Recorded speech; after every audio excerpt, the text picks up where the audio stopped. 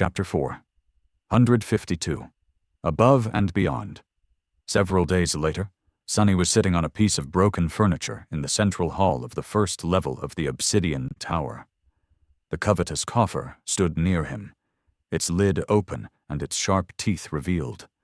He was holding the cruel sight in his hand.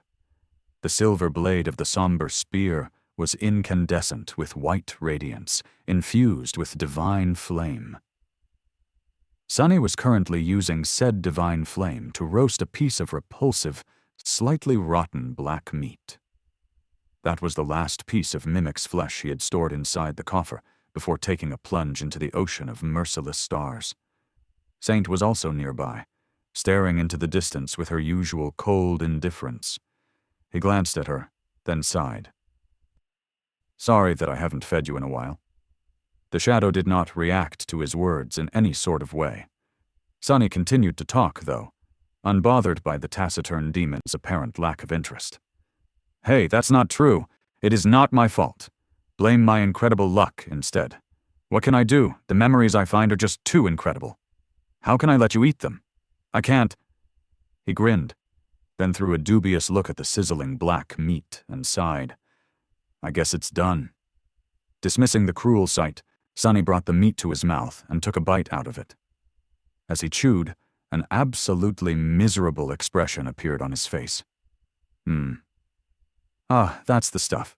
I tell you, Saint, this meat, absolutely delicious. I pity you, really, for being unable to taste this divine— oh, damn it, how can anything be so vile? This divine dish. It's the best devil steak you can possibly eat in a lifetime. Just a single bite can really change your life. For the worst." At least chewing the damned thing was much easier now. Before the acquisition of bone weave, eating mimic's meat felt like gnawing on an old leather boot. It felt pretty much the same now, but Sonny's teeth were different. They were able to slice and cut through the tough meat of the devil with ease. Plus, it wasn't raw. That was already a reason to celebrate. Feeling his eyes tearing up from disgust, Sonny glanced at Saint and forced the smile to remain on his face. "I see you were left speechless by my culinary skill. Fair." However, in the next moment, a voice suddenly resounded in the darkness of the Obsidian Tower. "You actually survived." Sonny choked on a piece of the vile meat. For a second, he thought that his loyal shadow had only been pretending to be mute all this time, instead simply choosing not to speak to him. But no, he recognized the voice. Sadly, it wasn't Saint. It was Mordred. The Prince of Nothing was back. Thank gods! Sonny had been burdened by being all alone on the dark island much more than he was willing to admit. Even though he didn't trust the mysterious voice, he felt relieved to hear it. Swallowing the meat, he took a sip from the endless spring, then looked around the hall and said, "As you can see, although being the honest-to-a-fault young man that I am, I have to admit that it wasn't easy. Or pleasant. In fact, I can hardly believe that I survived myself." He glanced at his body, which was still in a rather sorry state. His burns were healing, but much slower than they would have usually healed.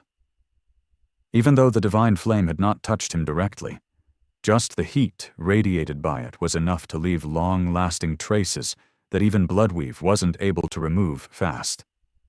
Mordred remained silent before speaking again, as he usually did. When his voice appeared, it was full of genuine surprise. "You really found the rift in the Ocean of Flames?" Sonny shrugged.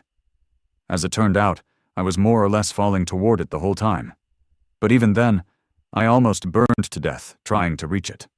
My most powerful memories were heavily damaged, and I only survived thanks to a bit of luck."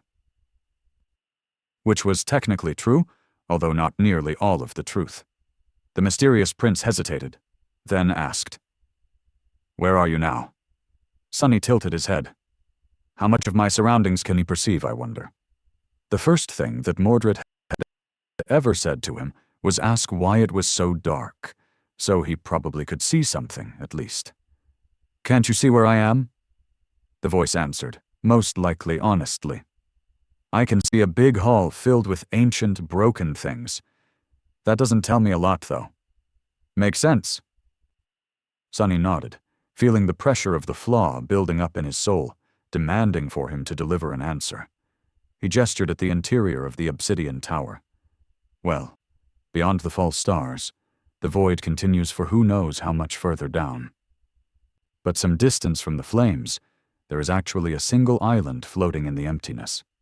There is a magnificent black pagoda on that island, which looks like the exact copy of the ivory tower. That is where I am right now, inside that pagoda. Then, Sonny scratched the back of his head and added, "But anyway, how come I can still hear you? Haven't you told me that your voice would not reach beyond the stars?" Mordred sighed. "That was what I thought. Luckily, I seem to have been wrong." After a short pause, he said in a strange tone, "The Ebony Tower, so it does exist." Sonny blinked. I guess it's one way to call it. Then, however, a complicated expression appeared on his face. "Wait, you knew about it?" The mysterious prince remained silent for a bit, then answered, "That is what I had been trying to find before I couldn't search anymore. There were some hints that a duplicate of the ivory tower exists somewhere in the sky below. I hoped to reach it." Sonny chose his next words cautiously. "Oh, really? What else do you know about that place?" Mordred thought for a few moments, then answered wistfully. "It is said that a very powerful being came to this shattered land after it had been destroyed by the Lord of Light. Back then, the sky below was not as boundless, and there were much more fragments of divine flame still burning in its empty darkness. That being wanted to harvest those flames. Suddenly, a lot of small details about the Dark Island and the Obsidian Tower became much clearer. Sonny already had suspicions about the true purpose of this place, but now they were confirmed. The ruined machines outside the pagoda, the blackened work table, the massive glass vessels covered with soot from the inside, the silver brazier. The prince of the underworld had not truly lived in the magnificent pagoda.